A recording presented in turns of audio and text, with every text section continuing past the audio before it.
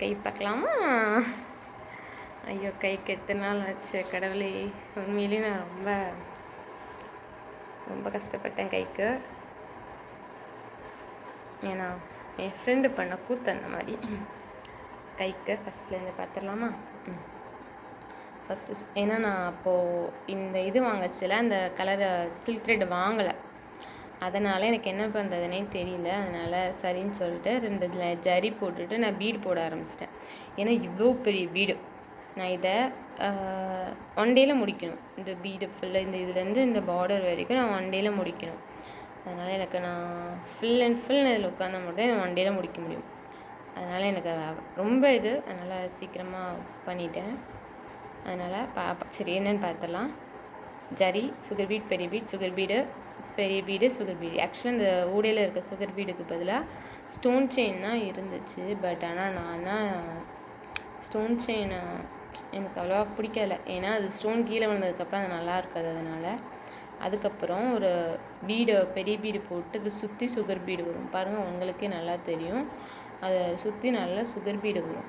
ஓகேவா? அதே பார்ட்ரு இங்கே வரும். இதோ தெரியுதா? இந்த பீடு ஊடையில் தான் இந்த சுகர் பீடு இருக்கா, இந்த லைன் சுகர் பீடு அப்போ தான் வரும்.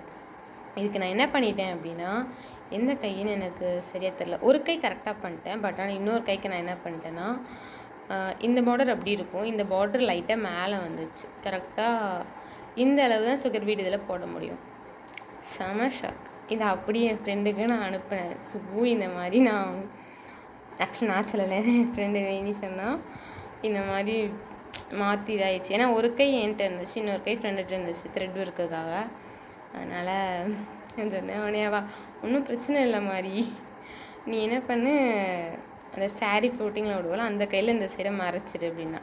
நானும் சரின்னு சொல்லிட்டு மெஷர்மெண்ட்டை பண்ணி பார்த்தா கிட்டத்தட்ட ஒரு 3/4 இன்ச்சு எனக்கு ஹைட் டிஃப்ரென்ஸ் வருது ஸ்லீவ்க்கு.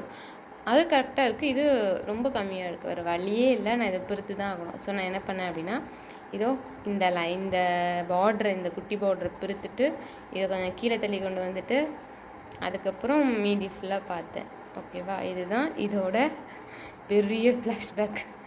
ஓகே, அதுக்கப்புறம் நம்ம எதை பார்க்குறோம் அப்படின்னா, ஒரே ஒரு நிமிஷம், வேறு எதுவும் இல்லை, இந்த ட்ரேசிங் பேப்பர் தான். இந்த ட்ரேசிங் பேப்பரை வச்சு இந்த ஒர்க் இருக்குது, இங்கே இருக்கும், இந்த ஒர்க் இதில் இருக்கும். ஓகேவா? இந்த ட்ரேசிங்கில் என்னென்னலாம் இருக்குதுன்னு பாருங்கள் நீங்களே. கொடி டிசைன் இருக்குது, இந்த ஒரு லீஃப் டிசைன் இருக்குது, டிசைன் இருக்குது, அதுக்கப்புறம் ஒரு லீஃப் டிசைன், இந்த ஒரு leaf design, normal leaf design, அதுக்கப்புறம் மாங்காய் டிசைனும் இருக்கும். இந்த மாங்காய் டிசைன் நான் என்ன பண்ணேன், ஏதோ ஒரு வீடியோ எடுத்து இந்த பாதி வரைக்கும் கொடி போட்டுட்டு இந்த ஒரு லீஃபு, இந்த ஒரு லீஃபு, இந்த ஒரு மாங்காய், அதுக்கப்புறம் ஆக்சுவலாக இது வீடியோ எடுத்தேன், அது ரொம்ப பெரிய வீடியோ வந்ததுனால நான் அதை கட் பண்ணிட்டேன். இந்த ஒரு லீஃபு இதெல்லாமே நான் வீடியோ எடுத்து போட்டிருந்தேன். 1300 வியூஸ் போச்சு. உண்மையிலே இது எனக்கு செம ஹாப்பினஸ். அதுலேருந்து நான் வீடியோ போடுறா நீ அப்படிங்கிற மாதிரி இருந்தது. ஓகேவா? இது ஃபுல்லாக இது என்ன நான் சொல்லியிருந்தேன் அந்த வீடியோவில், நான் எதுக்கு இந்த ரவுண்டாக வச்சுருக்கேன்னு கேட்டிருந்தேன்ல, அதுக்கான எக்ஸ்ப்ளனேஷன் இதோ இந்த இருக்குது. ஏன்னா இந்த ப்ளவுஸை ஹைலைட்டாக காமிக்கிறதே இப்போ இந்த குட்டி குட்டியாக இருக்க இதுதான் செமையாக காமிக்குதுலா. ஓகே, இப்போ நம்ம ப்ளவுஸை மட்டுமே பார்ப்போம்.